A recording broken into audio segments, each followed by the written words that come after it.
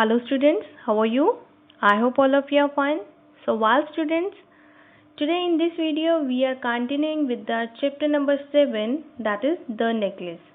So in the previous part of this video we studied about Matilda, who was invited on a ball party, and whether she was not having any jewels or beautiful dress, somehow she arranged for those.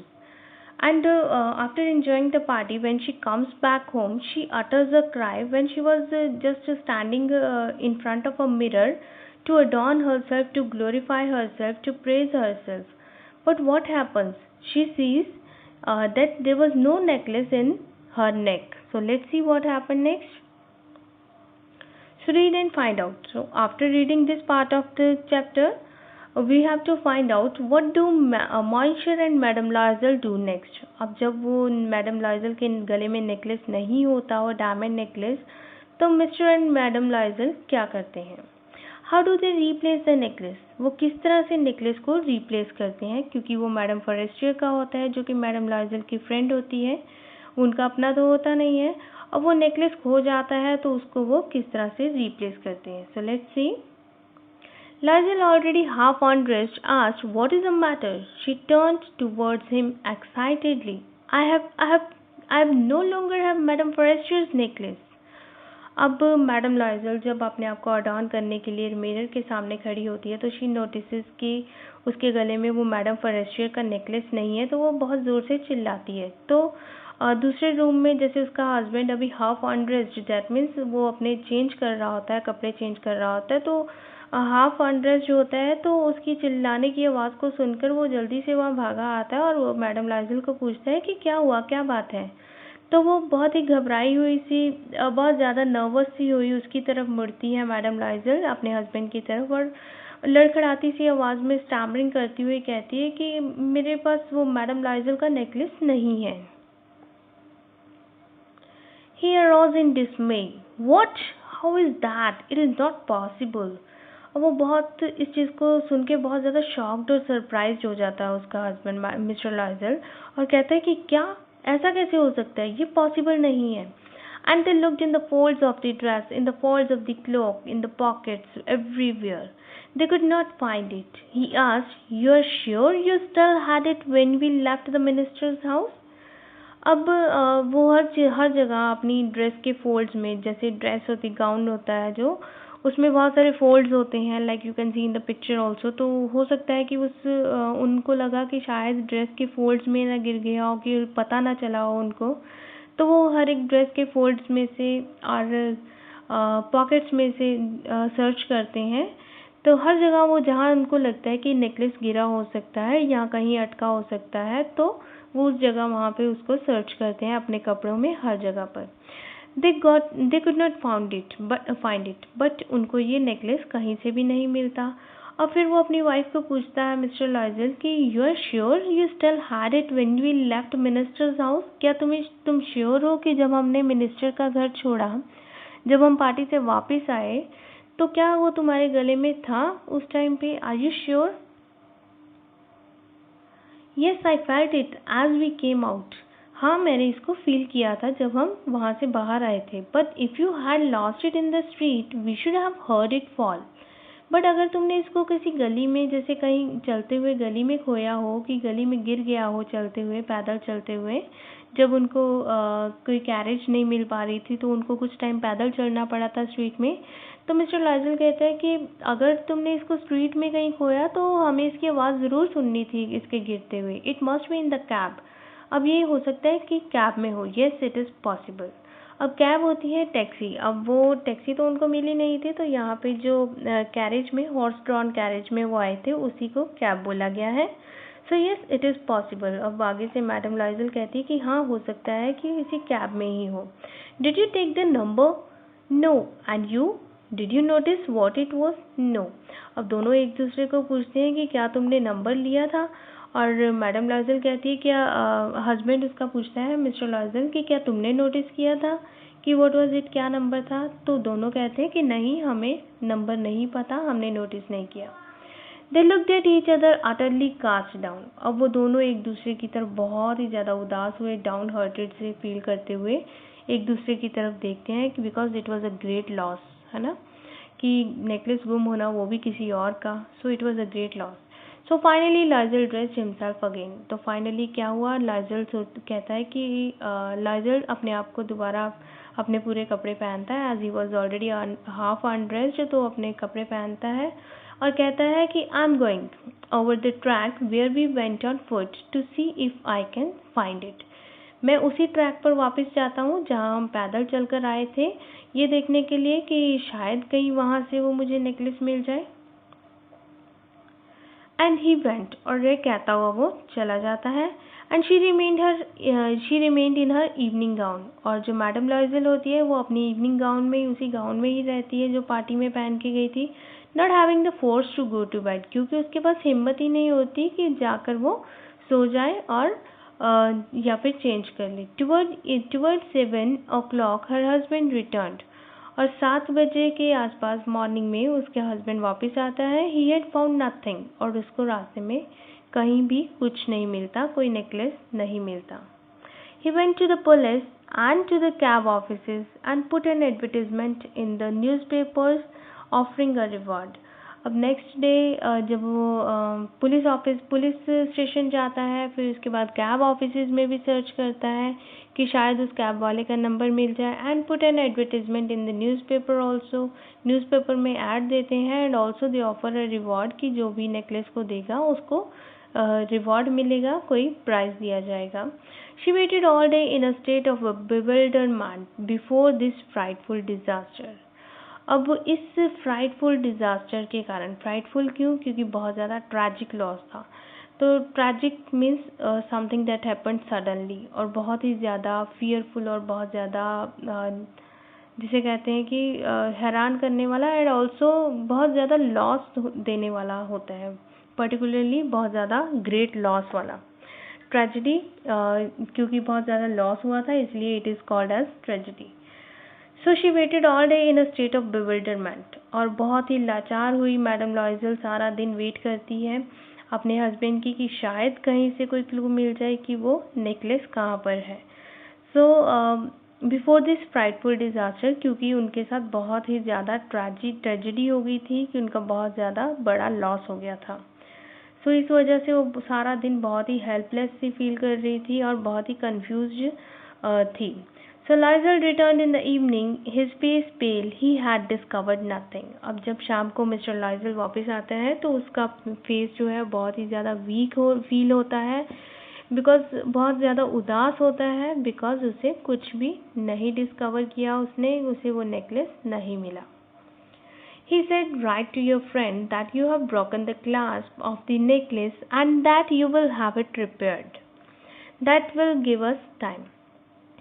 अब शाम को जब husband वापस आता है तो वो अपनी वाइफ को कहता है, मैडम लाइजल को, कि तुम अपनी फ्रेंड को एक लेटर लिखो जिसमें तुम ये लिखो कि तुमसे उस नेकलेस का हुक जो है, उसका जो लॉक है वो टूट गया है, and you will have it repaired, और तुम्हें उसको रिपेयर करवाना है. सो ऐसा कहने से हमें टाइम मिल जाएगा उस नेकलेस को ढूंढने के लिए. She wrote as he dictated, और जैसा जैसा उसके हस्बैंड ने बोला वैसे ही उसने लेटर में लिख दिया. At the end of a week they had lost all hope, और पूरा वीक बीत गया बट उनको नेकलेस नहीं मिला. तो अब तो उनकी उम्मीद, उनकी जो होप्स थी वो भी ख़त्म हो गई थी नेकलेस वापस मिलने की. And Lizol, older by 5 years, declared, we must replace this jewel.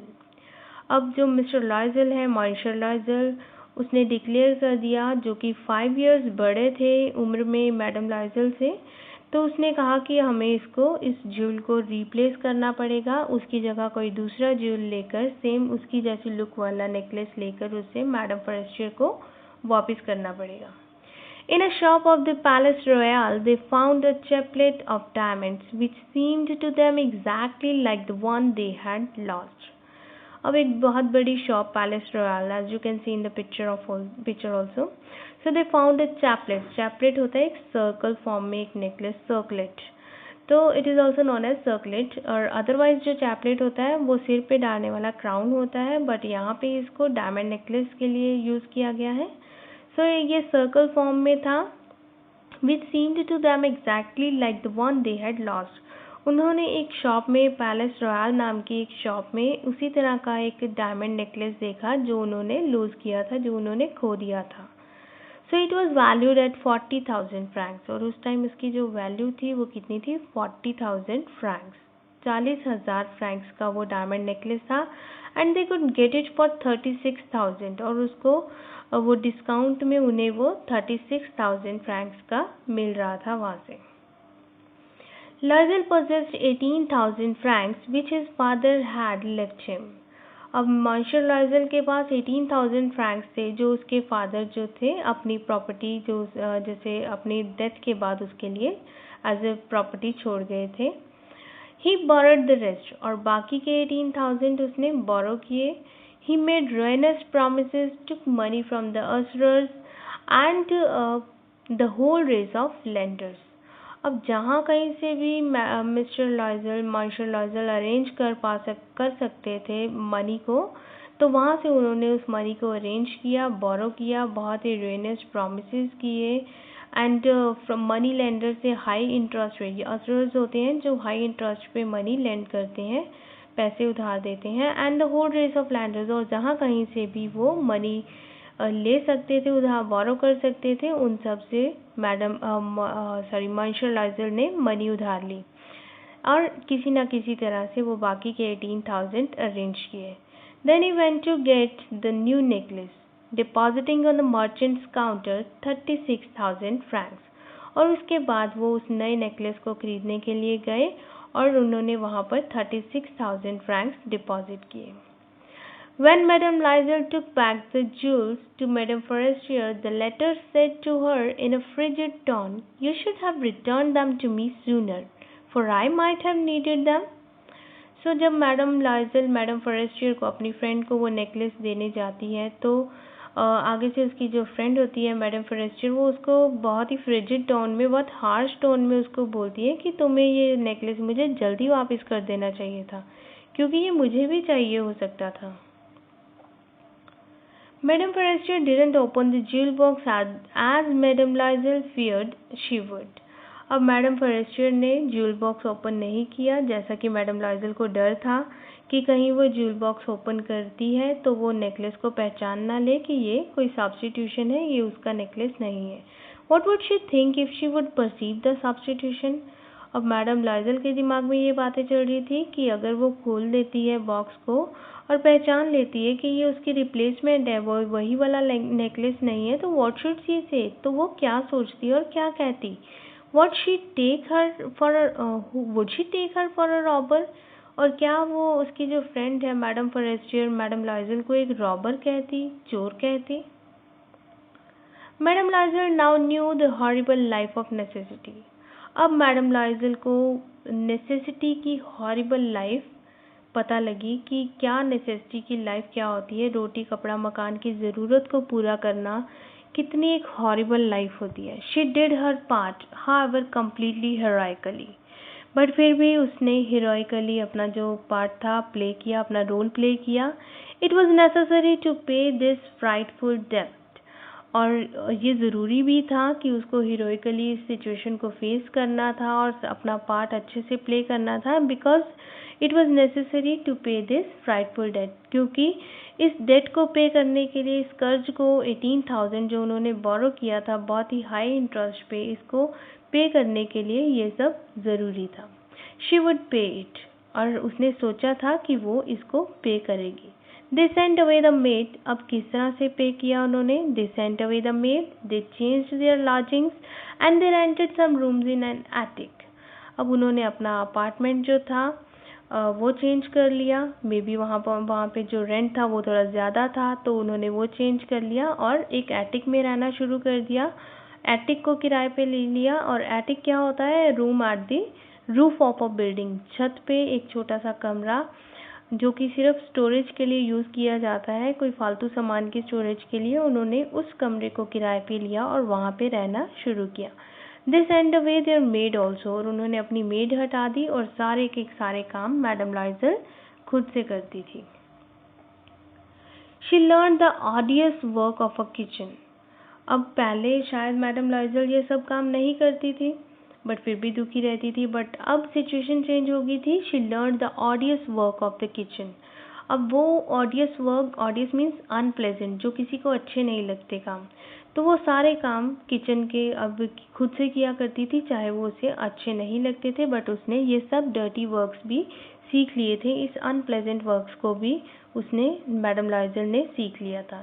She washed the dishes. अब वो सारे बर्तन खुद धोती थी। She washed the soiled linen, linen होता है bed clothes, pillow covers, bed sheets.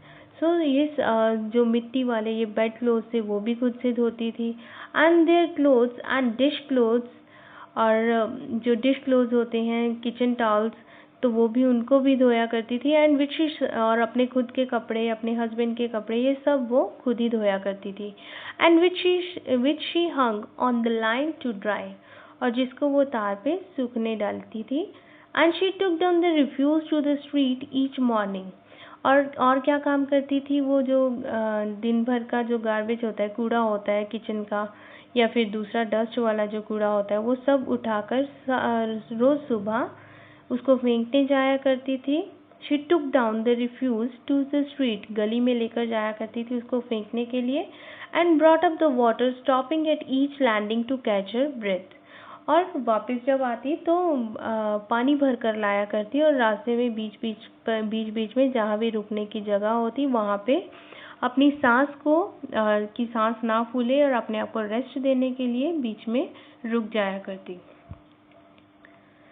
And clothed like a woman of the people, she went to the grocers, the butchers, and the fruiterers with her basket on her arm, shopping, haggling to the last sou of her miserable money.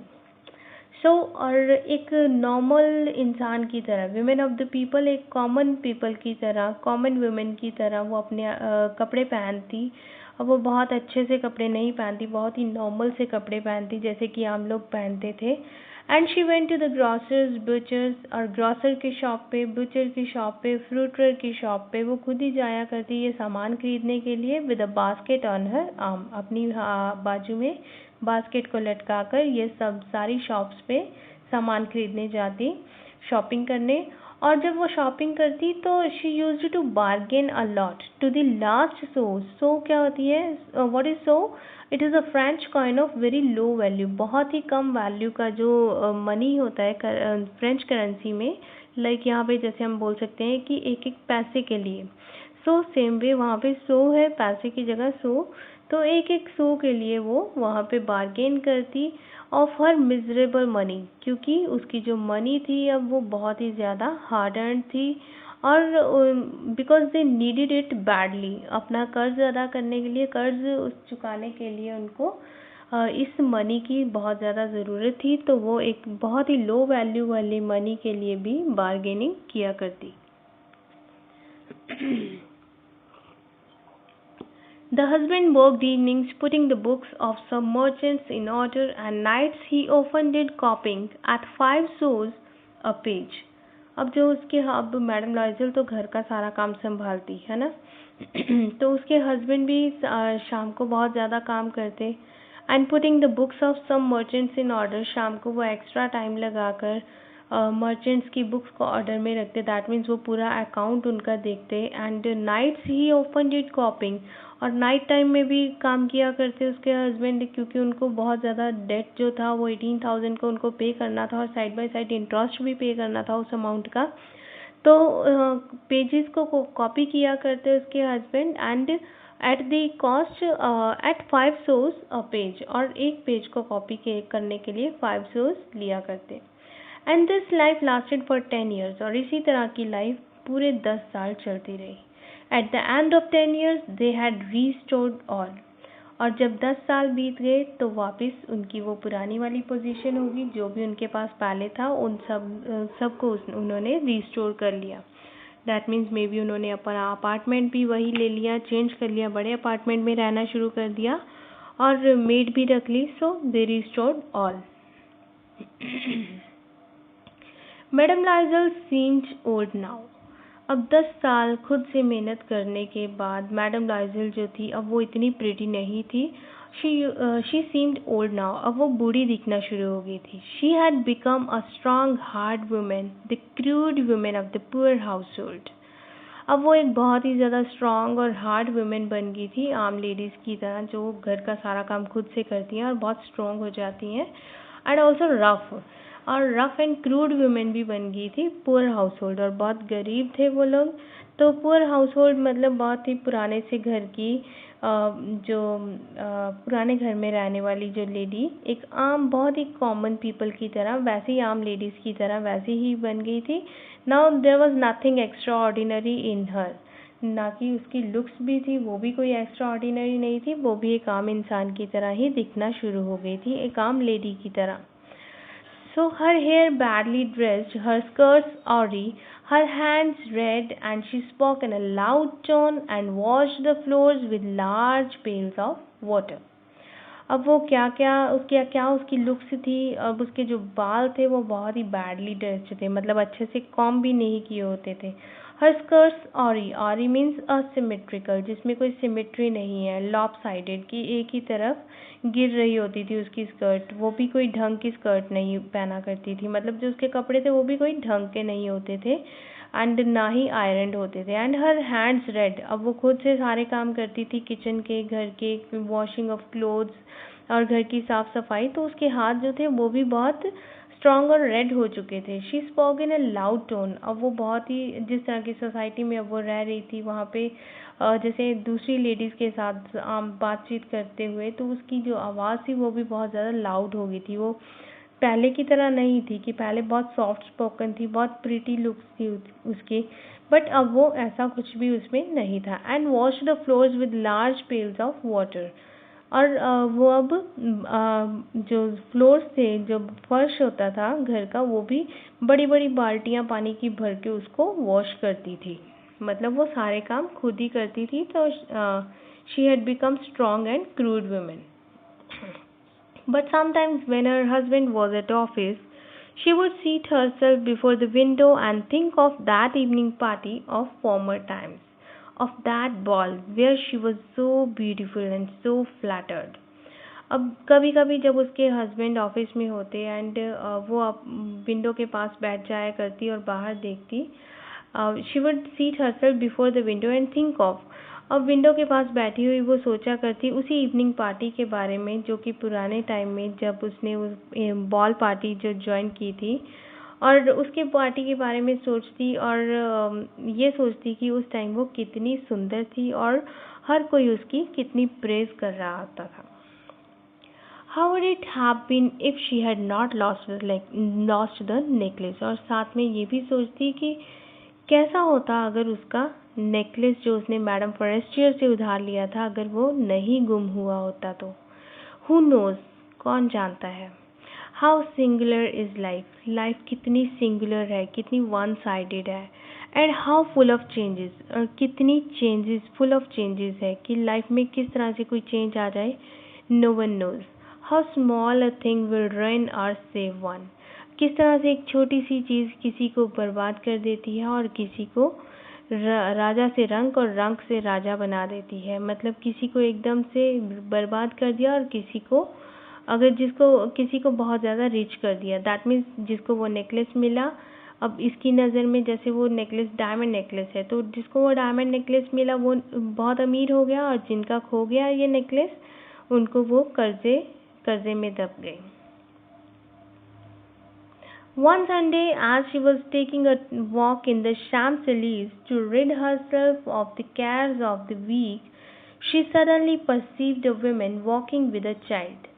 अब एक शाम क्या हुआ, जब इनका ये सारा जो कर्ज था वो ख़त्म हो गया था, इनका सब लोन ख़त्म हो गया था, मैडम लाइजल और मिस्टर लाइजल का, और दे हैड रिस्टोर्ड ऑल, जो भी उनके पास पहले था उनको वापस उन्होंने वो रिस्टोर कर लिया था। तो उसके बाद क्या हुआ कि एक संडे जब वो फ्री थी, she was taking a walk in the Champs Elysees. Champs Elysees जो है फ्रांस में एक बहुत ही फेमस स्ट्रीट है, तो वहाँ पे वो वॉक के लिए गई। and she was taking a walk in the Champs-Élysées to rid herself of the cares of the week. अपने आप को टेंशन फ्री करने के लिए, थोड़ा सा इंजॉय करने के लिए, आउटसाइड व्यू लेने के लिए वो शैम्स-एलीज़ में वॉक के लिए चली जाती है मैडम लाइजल। एंड वहाँ पर वो क्या देखती है, she suddenly perceived a woman walking with a child, और वहाँ पे अचानक उसकी नज़र एक लेडी पर पड़ती है, एक वुमेन पर, जो कि एक छोटे से बच्चे के साथ चल रही होती है। It was madam Forestier. अब ये लेडी कौन थी? मैडम फॉरेस्टियर, जिसका नेकलेस इसने उधार लिया था। She was still young and still pretty, still attractive. और मैडम फॉरेस्टियर की लुक्स अभी भी वही थी, वो अभी भी बहुत जवान, बहुत खूबसूरत और बहुत अट्रैक्टिव नज़र आ रही थी। सो madam Lizol was affected. Madam Lizol को लगा कि उसको मैडम फॉरेस्टियर के साथ बात करनी चाहिए। Should she speak to her? अब वो सोचती है कि क्या उसको बात कर लेनी चाहिए मैडम फॉरेस्टियर के साथ। यस सर्टेनली, फिर खुद से ही उसको अपने अंदर से जवाब मिलता है कि हाँ ऑफ कोर्स कर लेनी चाहिए। And now that she had paid she would tell her all, why not. और अब वो ये भी डिसाइड करती है कि अब उसने सारा कुछ जो अपना लोन था वो पे कर दिया है, एंड अब वो मैडम फॉरेस्टियर को सारा कुछ बता देगी कि किस तरह से उसका जो नेकलेस था वो गुम हो गया था, एंड उसने उसको रिप्लेस करके नया नेकलेस दिया था। She approach her, good morning जन। सो वो उसके पास जाती है और बोलती है कि गुड मॉर्निंग जेने। हर friend didn't recognize her and was astonished to be so familiarly addressed by this common personage. सो उसकी फ्रेंड उसको पहचानती नहीं है, क्योंकि अब मैडम जो मैटिल्डा की जो लुक्स है वो तो एकदम चेंज हो चुकी है, वो तो वैसी है ही नहीं जो जैसे पहले थी। अब तो वो एक आम सी इंसान लग रही है, और नो उसमें कुछ भी ब्यूटी नहीं है बाकी, है ना। So her friend didn't recognize her and was astonished to be familiarly addressed by this common personage. अब उसकी फ्रेंड मैडम फॉरेस्टियर को बहुत हैरानी होती है कि एक आम सी लेडी उसको इतना फैमिलियर वे से क्यों बुला रही है, किस तरह से उसके साथ बात कर रही है, इतना फैमिलियरली उसका नाम लेकर वो भी।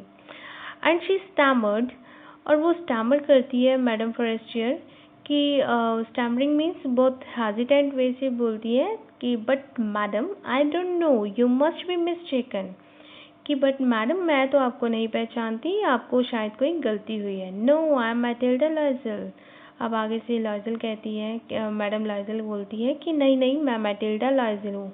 हर फ्रेंड अटेड अ क्राई ऑफ एस्टॉनिशमेंट, और इस बात पे मैडम फॉरेस्टियर बहुत ही ज़्यादा हैरान होती है और कहती है कि oh my poor Mathilde, how you have changed, कि ओ माय मैटिल्डा, मेरी फ्रेंड मैटिल्डा, तुम इस तरह से कैसे चेंज हो गई हो। Yes I have had some hard days since I saw you and some miserable ones and all because of you. अब मैडम लाइजल आगे से जवाब देती है कि हाँ, क्योंकि मुझे कुछ बुरे दिन हमें देखने पड़े, and hard days means difficult days with a lot of physical and mental anguish, जिसमें बहुत फिजिकल और मेंटल पेन थी। इस तरह के हार्ड डेज, बहुत बुरे दिन हमें फेस करने पड़े जब से मैं तुम्हें मिली थी last time. And some miserable ones, और बहुत ही ज़्यादा दुखी दिन भी, कई दिन तो बहुत ज़्यादा दुखी भी। And all because of you, और ये सब तुम्हारी वजह से हुआ। Because of me, how is that. अब मैडम फॉरेस्टियर कहती है कि मेरी वजह से, ऐसा कैसे। You recall the diamond necklace that you loaned me to wear to the minister's ball.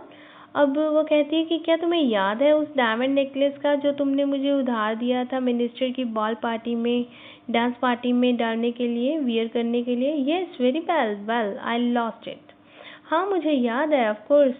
और उसके बाद लाइजल कहती है, मैडम लाइजल, कि वेल आई लॉस्ट इट, मैंने इसको खो दिया था।